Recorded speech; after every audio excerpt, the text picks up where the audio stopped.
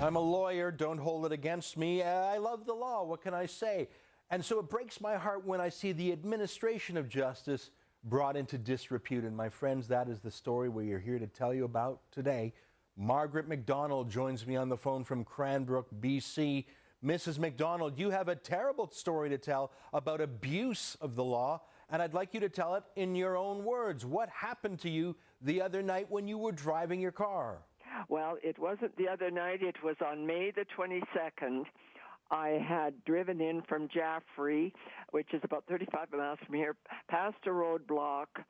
And when I arrived in Cranbrook, I haven't been here that long, I labeled this one intersection as Suicide Corner. There was a car in sight, and I started to take the wrong turn, the left-hand turn on the median instead of going up and around.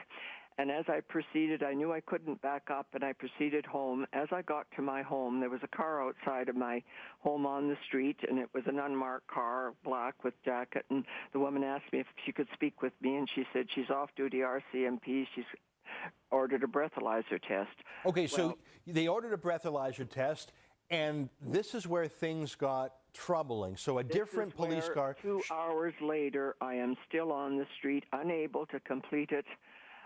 Because apparently my tongue kept getting in the way, and I don't have the lung capacity. I've had pneumonia. I have scarring.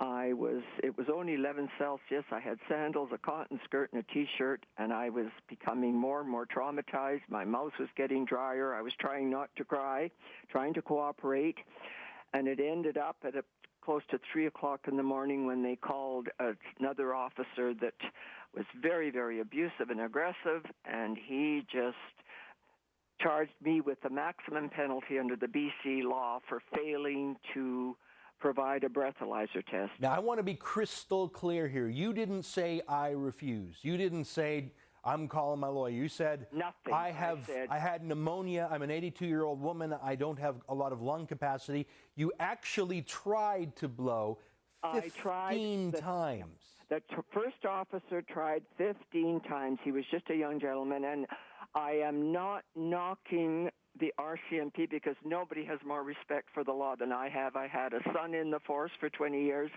but he finally said, maybe I'm not doing this properly. I have to call my superior. And for 2 hours, you were out in the cold on the street after midnight while and in the end, they couldn't get you to blow. And they said you were a drunk driver. Now, you did something very, very thoughtful right afterwards, something that showed a tremendous presence of mind. You went and proved you didn't have a drop of alcohol in your blood. Tell me what you did.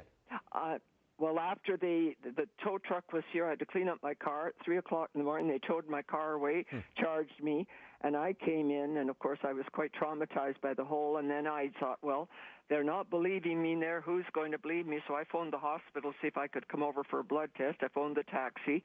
They immediately gave me the blood test, and I waited for the results, and the results were 0. So you took this proof from a hospital, from a doctor, that you actually had no alcohol in your blood, even though they couldn't, after 15 tries, you couldn't blow. You took this to the cops and said, look, doctor's proof, blood test, beyond the call of duty. And what did they do? Did they give you your license back? Did they give you your money back? Did they take back their offense? No. Then it was a holiday. On Tuesday morning, I went down to the detachment here. The commanding officer listened to my story. He said he'd get back to me in the afternoon. He was very sympathetic and helpful, and he said they can't drop the charge. I had to apply to the motor vehicle branch to have this dropped. So I had to go down and fill out forms, pay another $200 to have a verbal interview. The RCMP attached a letter that this should be dropped, and it was the motor vehicle branch in Vancouver, in Victoria, denied this charge.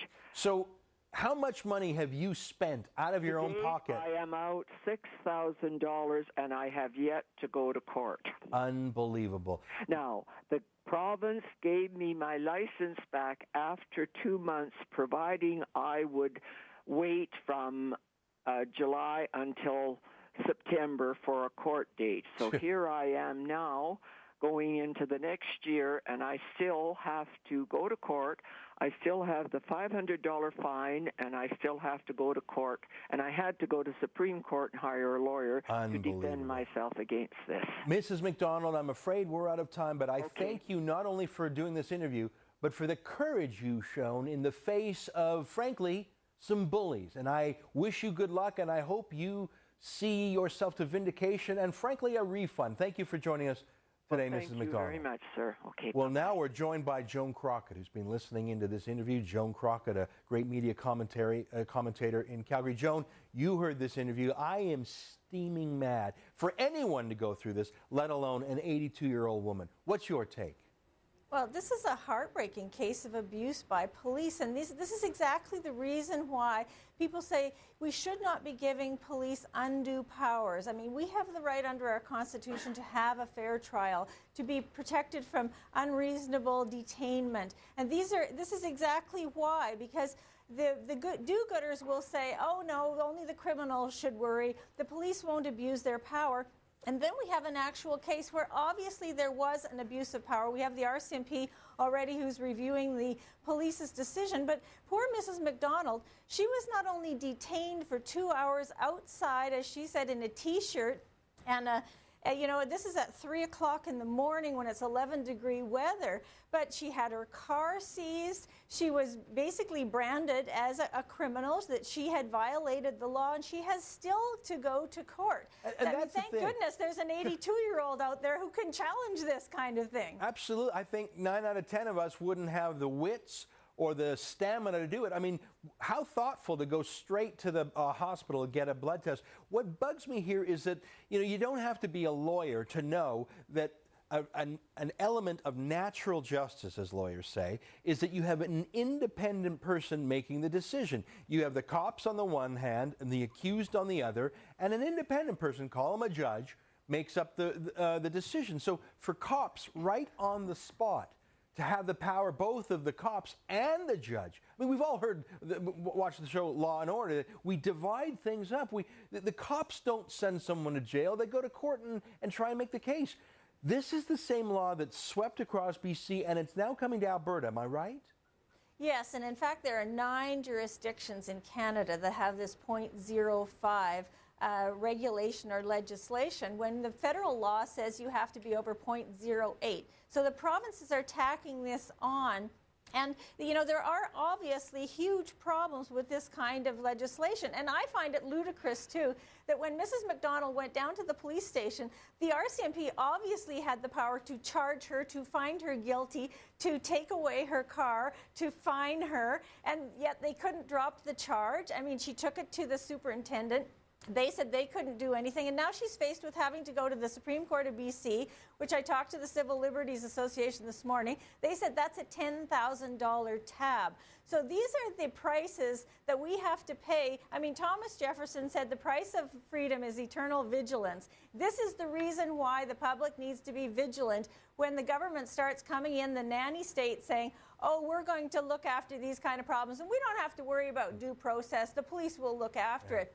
Well, I'm sorry, folks, you do need to, and Mrs. MacDonald is a perfect reason why. Joan, you're so right. And you know, this lady is 82 years old. I hope she lives to be 120.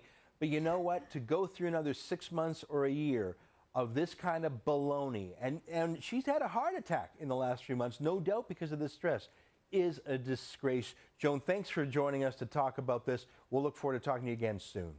Take care, Ezra. Bye.